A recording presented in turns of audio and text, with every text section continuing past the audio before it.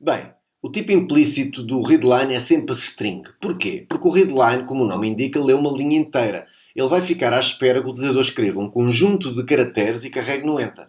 Sendo que esse conjunto de caracteres podem ser números, podem ser letras, pode ser o que o utilizador quiser. É o que está à sua disposição no teclado. E, portanto, o único tipo que acomoda todos estes caracteres será a string. Se eu fosse guardar num int e o utilizador escrevesse letras, não ia funcionar.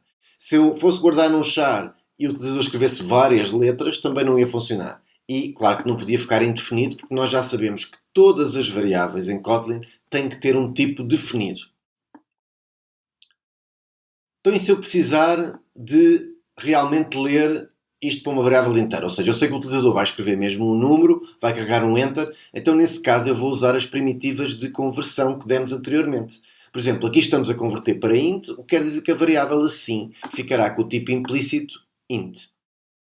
No entanto, quando eu tento usar esta técnica, cá está, portanto, estou a fazer um readline, que é string, a seguir converto a string para int e coloco isso numa variável, o que quer dizer que esta variável é um int.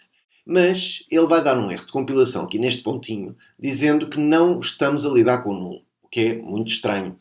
É a primeira vez que nós ouvimos falar sequer nesta palavra do nulo, nós ainda não demos o nulo. O tema do nulo é bastante vasto e será abordado mais à frente, mas podemos por agora considerar que o nulo significa que uma variável não tem valor atribuído. Ora, o resultado do readline pode ser nulo em circunstâncias muito especiais. Vão ser raríssimos os casos em que o readline dá nulo, mas podem acontecer. E caso aconteçam, não é boa ideia tentar converter o nulo para int, é aí que está o problema. Por isso é que o compilador se queixa. Só por curiosidade vou-vos mostrar como é que fazem para o readline dar nulo. Não é trivial. Comecemos por este programa. É um programa muito simples que começa por escrever no ecrã, introduz ao texto. A seguir fica à espera que o utilizador escreva um conjunto de caracteres e carregue no Enter. No momento em que ele faz isso, esse texto vem parar esta variável texto. E finalmente escreve texto dois pontos e aquilo que o utilizador acabou de escrever. Por exemplo, se o utilizador escrevesse olá, ficaria texto dois pontos olá. Até agora, tudo bem, nada de novo. Mas imaginem que o utilizador escreve Ctrl D. Eu sei, é uma coisa um pouco rebuscada, porque é que o utilizador havia de escrever Ctrl D. Mas ele pode escrever Ctrl D. Ctrl D é o único caractere que faz com que isto dê nulo. Reparem, ele não escreve Ctrl D aqui, não escreve espaço, nada, escreve nulo. E está aí o problema. O Ctrl D, a razão que está por trás disso é que o Ctrl D significa fim de fecheiro, mas isso é uma coisa que havemos de falar mais à frente.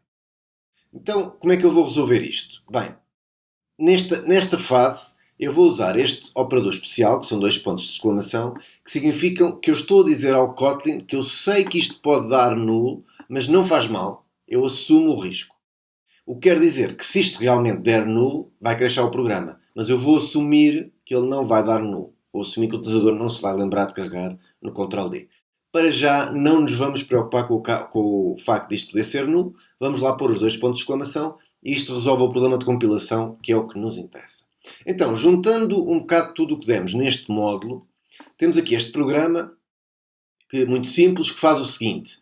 Começa por escrever no ecrã para introduzir um número, a seguir lê esse número convertido para inteiro, cá está os dois pontos de exclamação, tenho que usar isto, para a variável número 1. Já sabemos que esta variável, neste caso, vai ficar com o tipo implícito int.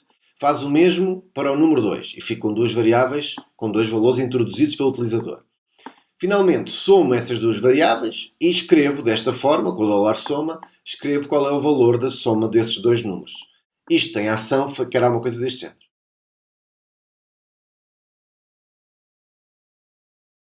Pronto, graças ao printline e ao readline, os nossos programas começam a ser mais interessantes, porque conseguem ser interativos. Tal como é o programa que introduziu todo este tópico. Não sei se se lembram, começámos já há uns módulos atrás por falar no conversor de milhas para quilómetros. Na altura, este código era completamente críptico, imagino eu, para vocês. Neste momento, vocês sabem o que é que faz cada uma destas palavrinhas, cada um dos símbolos, tudo ao pormenor que existe neste programa, todos os pormenores foram dados. E, se calhar, até é uma boa ideia relembrarmos tudo o que está aqui a acontecer. Estamos a criar uma variável, a declarar uma variável taxa conversão, que é do tipo float, com este valor. Reparem como tivemos que usar o f para indicar que o tipo implícito deste valor é float para o podermos encaixar dentro desta variável. A seguir estamos a escrever no ecrã introduza milhas. Depois estamos a declarar uma variável do tipo short que, cá está, eu peço ao utilizador para escrever as milhas, ele escreve um número, eu vou pegar nesse número, que está em formato string, e convertê-lo para short. Para o poder fazer, tenho que usar estes 2 pontos de exclamação. Como estou a usar este to short, ele vai parar a um short. A seguir, vou calcular a conversão de milhas para quilómetros multiplicando estas duas variáveis que têm tipos diferentes. Lembram-se que quando temos tipos diferentes, temos que converter ambas as variáveis para o maior tipo que aqui está. Neste caso é um float. Entre um short e um float é claramente um float. Depois, disto tudo dar um float, vamos converter para int, o que quer dizer que neste caso vamos descartar as casas decimais para podermos encaixar isto numa variável sem casas decimais, como é os quilómetros. Finalmente, vamos escrever esta frase, que basicamente ele vai traduzir em $milhas é o valor das variáveis milhas, ou seja, o valor que ele introduziu no teclado, são os quilómetros, que é o valor calculado após a taxa de conversão. Portanto, aqui temos partes fixas, aqui temos partes variáveis e, com isto, sabemos tudo o que acontece neste programa. Mas isto ainda é só o início. Fiquem connosco para o próximo desafio. Até já!